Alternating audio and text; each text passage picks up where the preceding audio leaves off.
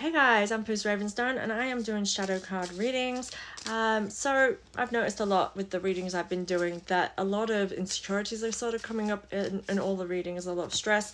So I felt like it's obviously a time where a lot of shadow work is being brought to the surface. It wants our attention, wants us to kind of see what needs to shift and change. So I'm hoping that from these readings it will give us some insight into what we need to be working with, and I'm intuitive reading, so let's see what's gonna happen, right? The first card is the Alchemist.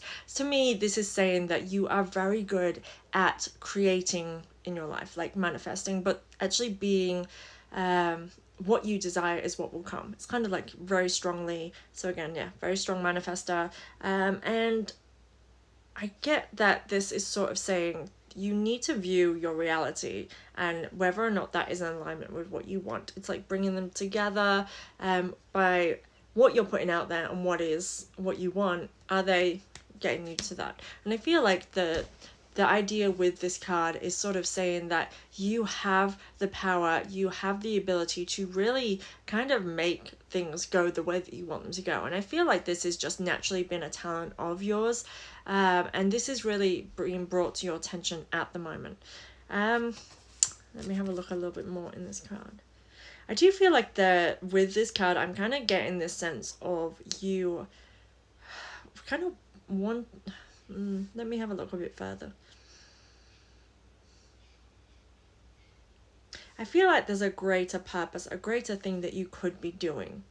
It might not even be about what you want and what you desire, because it just feels like much more of a higher purpose type thing.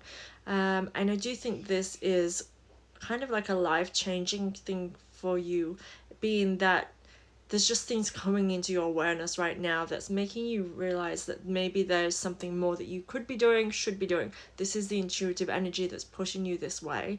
If this is like really kind of impacting you in a way that's making you unhappy in areas of your life. So when a big change needs to happen, often a lot of things around us will start crumbling. It can then make us feel like kind of really hopeless, not knowing what to do. The idea of that kind of happening in our lives is because it's not in alignment with where we need to be.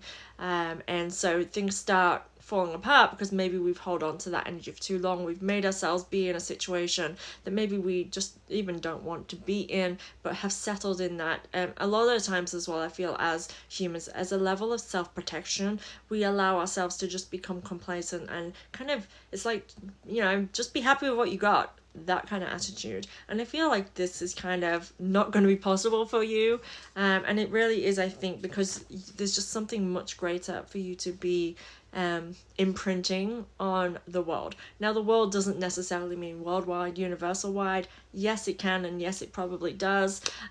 But just for the argument's sake, it is literally your world, because again, you are your fingerprint, your footprint, and your own unique essence. So the energy that you provide is beneficial to the world, to the universe, even if it's literally impacted in a small community. You start with, because again, when we start thinking, oh my god, I should be saving the world, I should be freedom fighting and doing all this stuff, and then it's like you kind of taking away from individual basis. Like, yeah, maybe that is for you and that is your drive, and if it is, like, that's amazing. However, it could just be being a voice of reason, a voice of love, of acceptance within your community. When you become a person that other people can lean on, just to express themselves, to talk to, that can save lives. That impacts people on a very mass scale, because again, you save one life, you've saved like 5 lives, right? And the idea is just more about you doing and working in your essence with your energy, where you've been guided. If it's big, if it's major, if it is impactful, and you have that position of power, you have that position to get the necessary impact that is, amazing, do it. But again, doesn't have to be big, it has to be you. Boundaries. Okay, so I actually got this card pulled for me today, and I did read the insert because I was intrigued to see if it would get any further. And this basically sort of said to me, go within your body, take a moment, ground yourself, get yourself settled, listen to your body and see if something calls out to you. Are you having any aches and pains or any feelings that is kind of dragging your attention to it, this is where you may need to work on boundaries. So I'll work on the most easiest one, because again, it's something that affects me.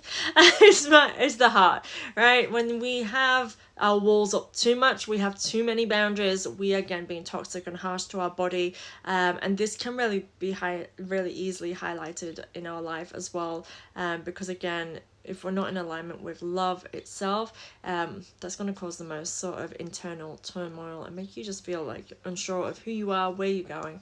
So we have to realize that we do have to not block our heart off and prevent ourselves from being vulnerable in the world and putting our energy out there. We kind of have to share our unique essence. And with the message with the first card, this really comes through quite strong with you about really sharing something, expressing something, being again in alignment with yourself, to create what it is that you desire or need to create in this life. So what this is saying, that there needs to be work on boundaries. Are you putting too much of yourself out there? Are you not having strong boundaries?